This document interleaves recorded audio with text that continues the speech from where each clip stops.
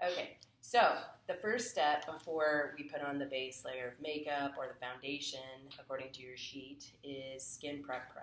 We don't have that in place, but once we do, it'll be in this nice little bottle that's got like a little fabric top, and you put that on top of your entire face or area that's going to have makeup, right? Today, we're going to use something different. It does about the same. I don't think it holds up as well, but it's called barrier spray. You can apply this before you put makeup on and after.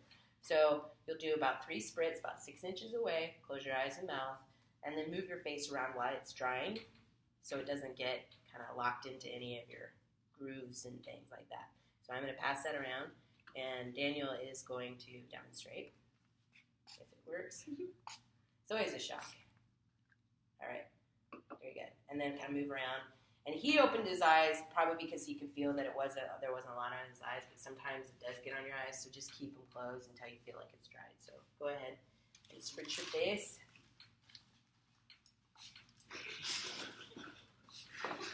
It is a shock, isn't it? Yes. Mm-hmm. It's like you always think you're ready for it, but it's like then it's like it takes so much to get there, Mom. It does. All right, excellent. Okay, so makeup crew, you are to find the makeup bases and highlights and shadows in this box of wonderful things. Now I've added some things that don't belong in there. Take this out. I got you, I need to take this out. This stuff is stuff from my own stock, so take out that. Yes. I'll be right back. No. Nice. There was a bunch of them too. Just dig in there, find your bases, and if you have to, if you get one that somebody else needs, we can figure that out too. Cool.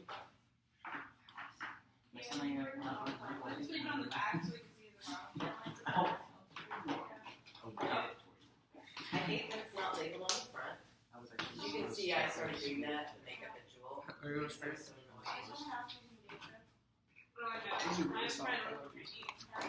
Alright, I just did an extra coat of berry spray. So, hey guys, so what we're doing is, yep, there's Kane. So basically what this is, it's a video teach, where I'm going to go through the makeup that you guys are going to do.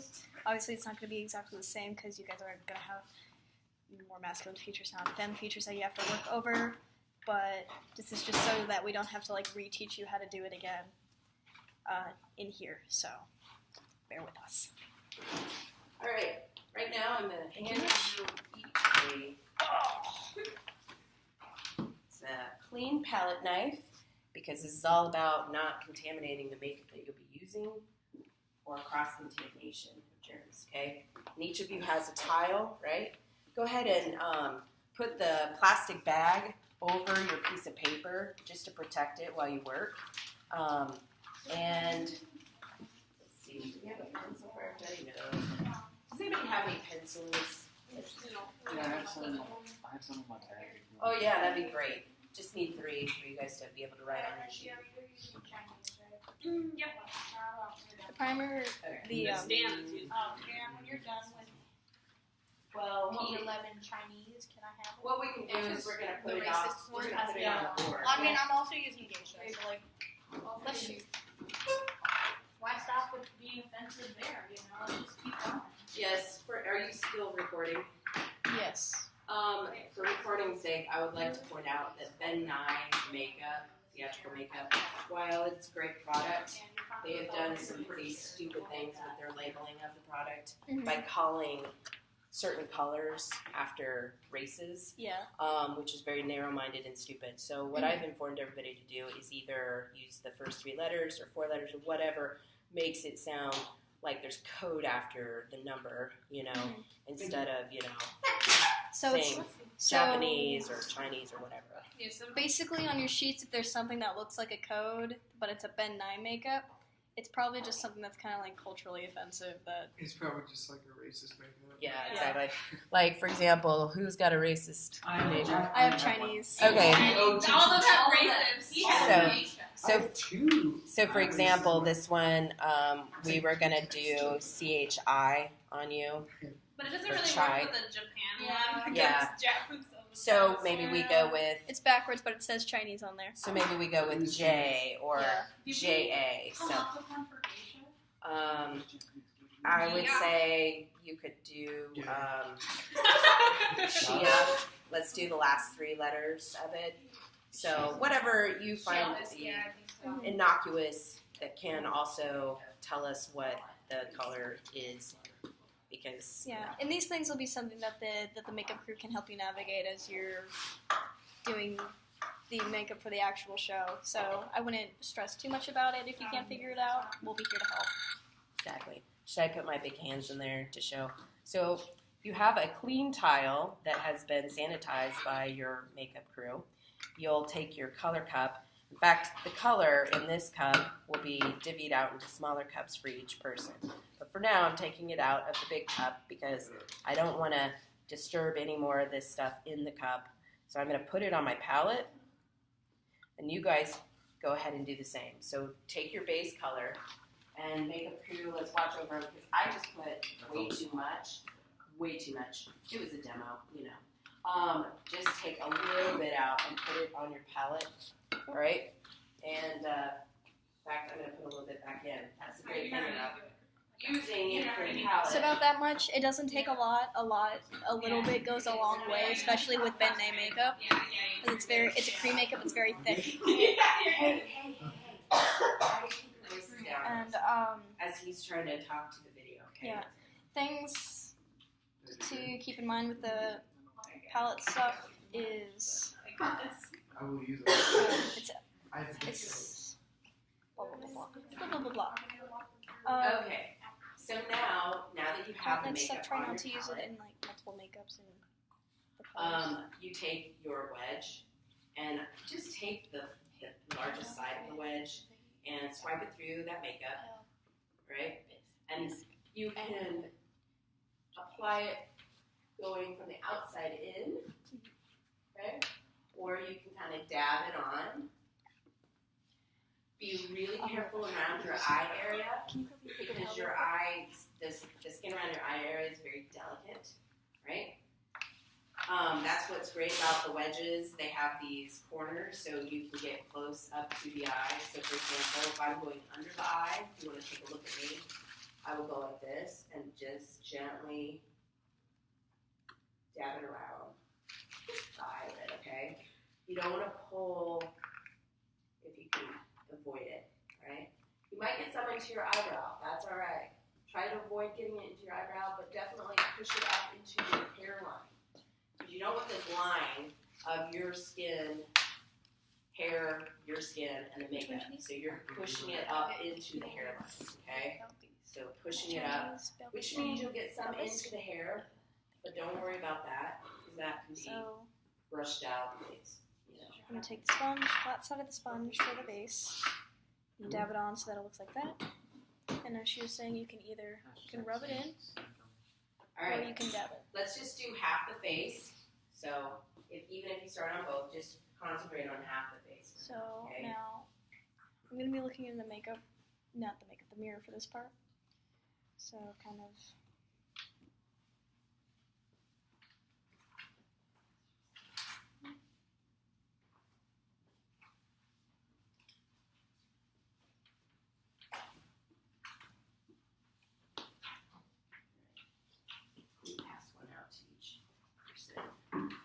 Each of us gets one of these too.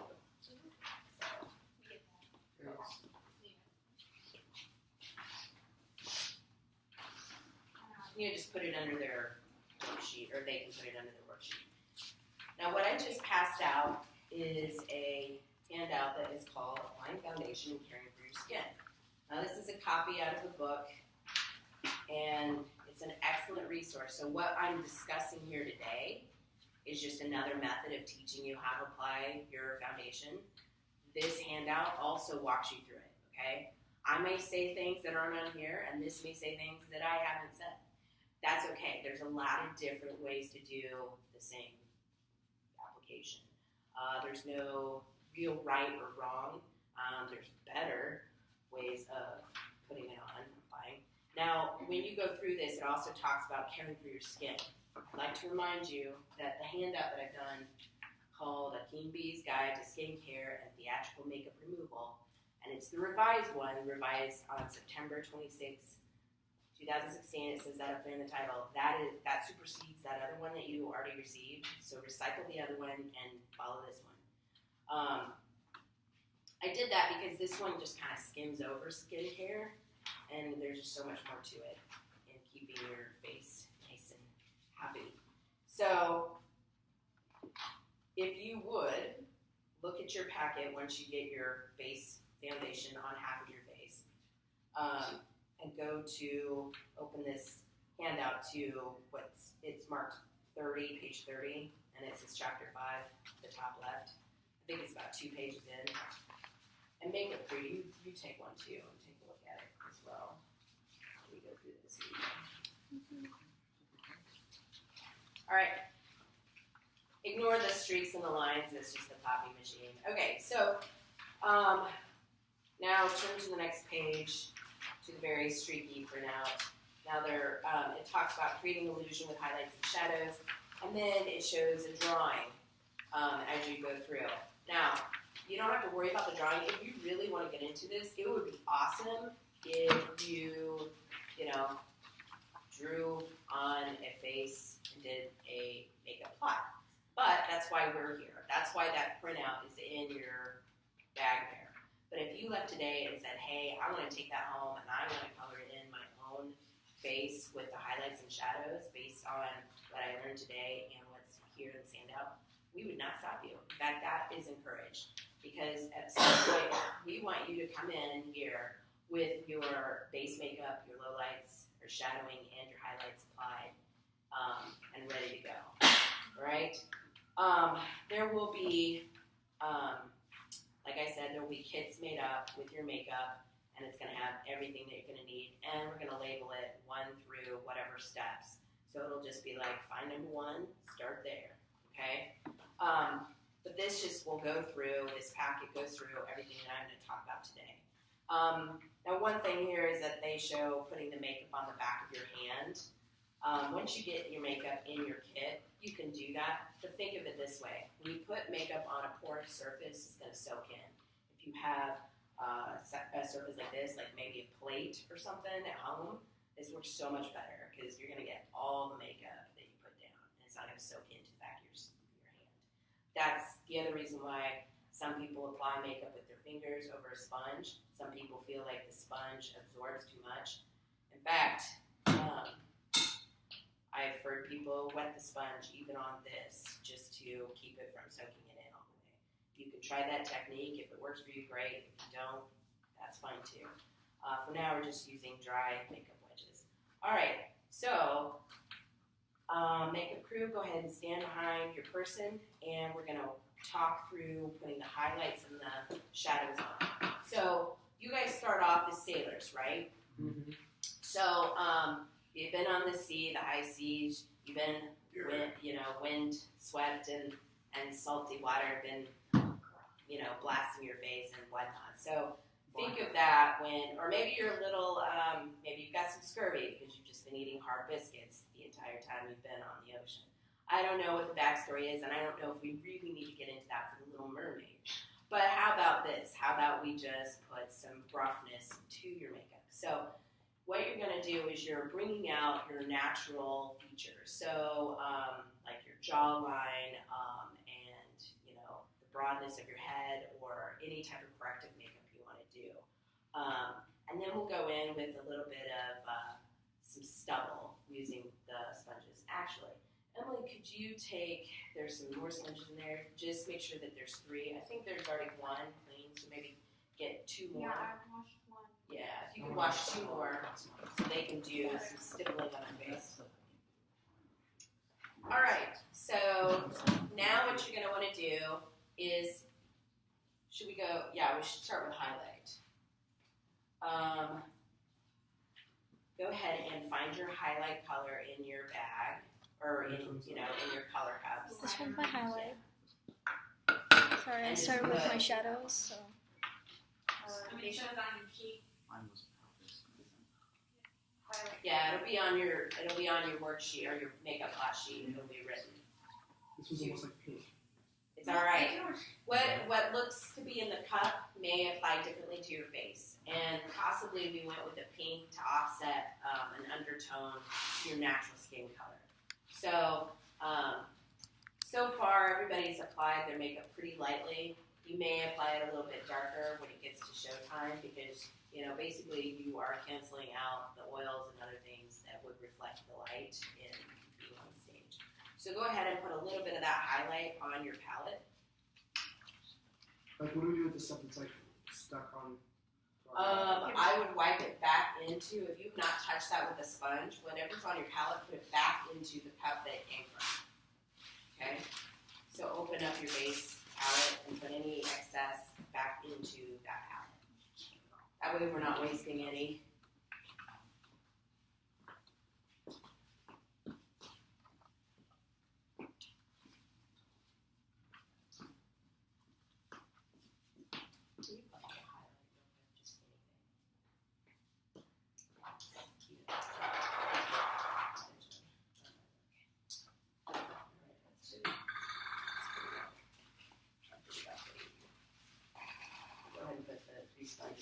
Yeah, I'm just liking the red this one.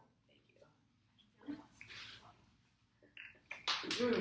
What are we doing? You have to watch this now. Yeah.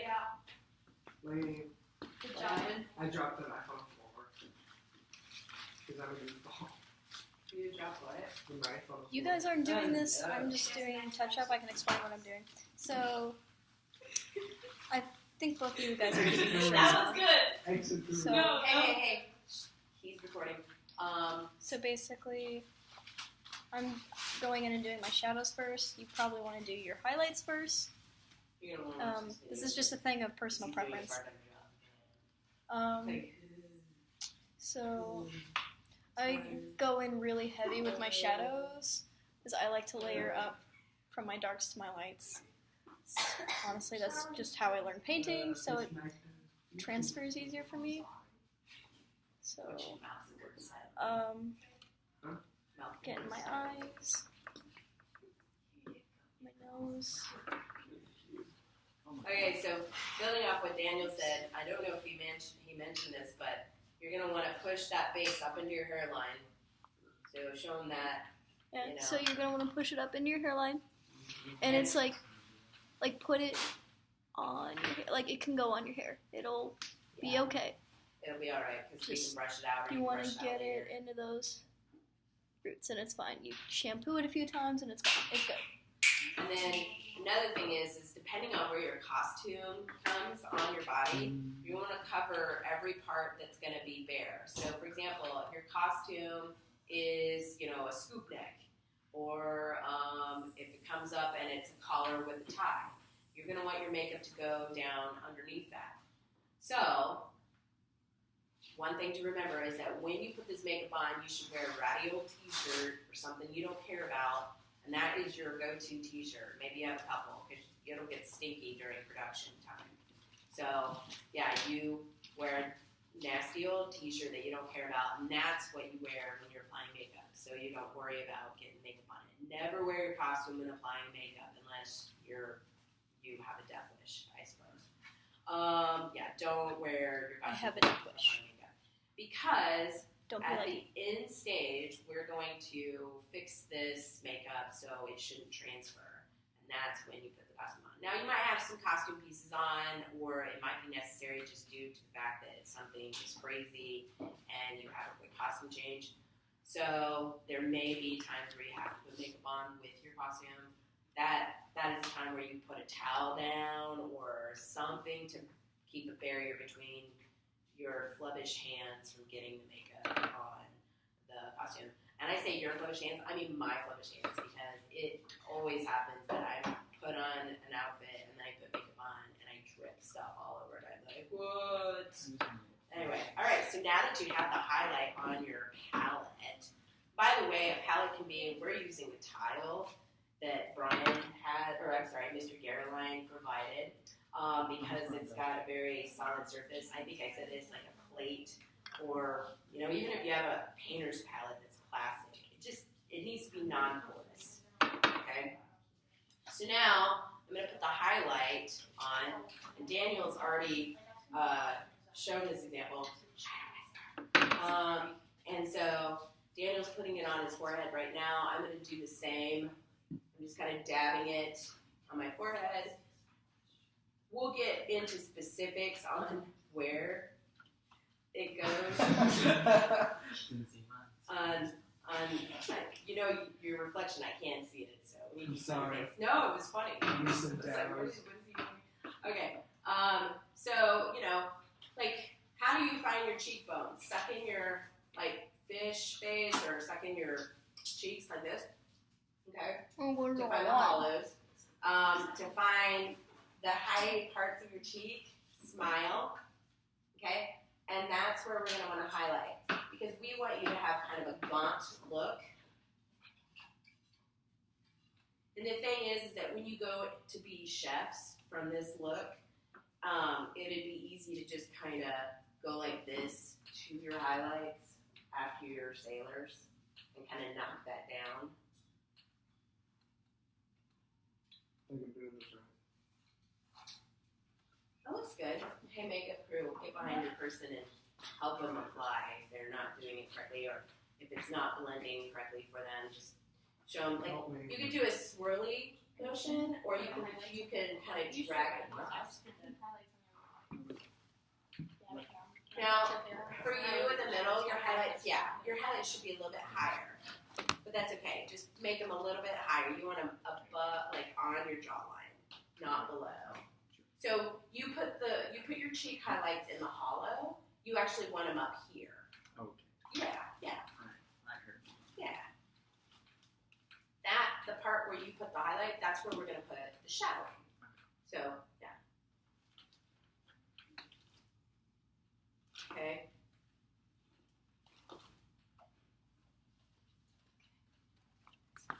We're not going for the clown makeup tutorial or the Kardashian look. This is not about faking our face. This is about trying to bring across what it would look like as a sailor. So, yeah, that looks good. Looks good. And if I just wipe that, like really rub it in. Just use your fingers. That'll help. Yeah, just rub it in. There you go. There you go. Not too hard. Don't be mad at yourself. You're all right. Okay. Yeah. We'll go over it with low lights. But yeah, do the same thing you did to the other cheek. There you go. All right. You guys are awesome. You're doing both sides of your face. That's pretty cool. Okay, did you do your cheeks? I did like right here, and I was like, that doesn't Well, look I good. mean, it doesn't look bad, but maybe like blend it a little more is what I'd say. Like I would hit it just a little bit higher. Yeah. Like You want to try it? narrow to wide. Oh, like, Yeah. Like think 1980s blush. ugh. It can always be blended. Yeah. I mean, the 80s makeup was fun though. It was They so had good. 80s fashion was fun. Like they had some fun time. Like even if they didn't look like ideal, they had fun. That's Only if your parents would let you dress that way. Yes, I am a child of the 80s. I'm old. You've read stories about me. My mom was born in the 70s. Actually, So was I. 1970 exactly. Oh, she's older than me. You're okay. No. She's old.